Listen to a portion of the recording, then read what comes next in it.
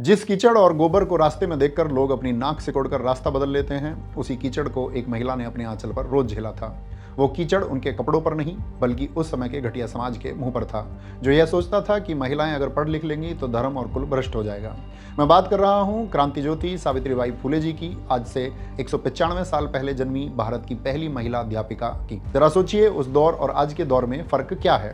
तब सावित्रीबाई जी के लिए संघर्ष घर की दहलीज पार करने का था, और आज हमारी बहन बेटियों को संघर्ष स्कूल कॉलेज या काम से सही सलामत घर लौटने का है।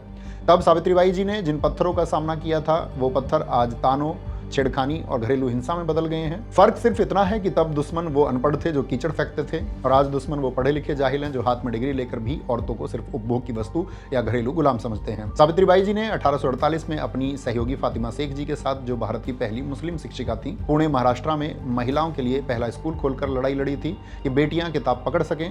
पर आज 178 सालों बाद भी हम लड़ रहे हैं कि बेटियां उन किताबों को पढ़ने के लिए महफूज रह सकें। नेशनल क्राइम रिकॉर्ड्स ब्यूरो यानी एनसीआरबी के आंकड़े कहते हैं कि साल 2023 में पूरे भारत में महिलाओं के खिलाफ 4,48,211 मामले दर्ज किए गए, जिनमें से रेप के मामले 29,670, दहेज हत्या के मामले 6,156, महिलाओं के अपहरण के 88,605 मामले, और इनमें सबसे चौंकाने वाली बात यह है कि घरेलू हिंसा यानी पति और रिश्तेदारों द्वारा महिलाओं पर किए गए क्रूर अपराधों की संख्या 1,33,676 है, जो कुल अपराधों का लगभग 30% है। जब रक्षक ही भक्षक बन जाए तो फिर सुरक्षा की उम्मीद किससे की जाएगी।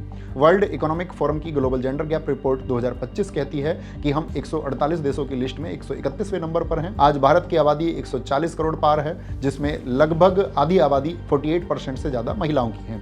लेकिन वर्ल्ड बैंक और PLFS के ताजा आंकड़े बताते हैं कि भारत में महिलाओं की वर्कफोर्स पार्टिसिपेशन, कामकाजी भागीदारी पुरुषों के 70% के मुकाबले सिर्फ 40 से 42% के बीच अटकी हुई है।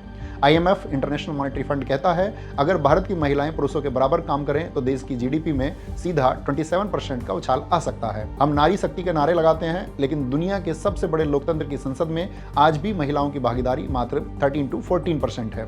गांव में आरक्षण मिला तो वहां प्रधानपति नाम की बीमारी लग गई, कुर्सी महिला की लेकिन हुक्म पति का। स्वामी विवेकानंद जी ने भी कहा था, जिस प्रकार एक पक्षी केवल एक पंख के सहारे नहीं उड़ सकता, उसी प्रकार दुनिया का कल्याण भी कोई संभावना नहीं है जब तक महिलाओं की स्थिति में सुधार ना हो। तो इस 3 जनवरी को सावित्रीबाई फुले जी को अगर सच्ची श्रद्धांजलि देनी है तो उस मूर्ति पर फूल चढ़ाकर सिर्फ रस्म अदायगी मत कीजिए, उस सोच पर प्रहार कीजिए जो बेटी को आज भी बोझ और पराई अमानत समझती है। जब देश की हर बेटी के हाथ में कलम और पावर होगी, तब सावित्रीबाई फुले जी का सपना पूरा होगा। भारत की पहली महिला शिक्षिका को मेरा उनकी जयंती पर सत सत नमन।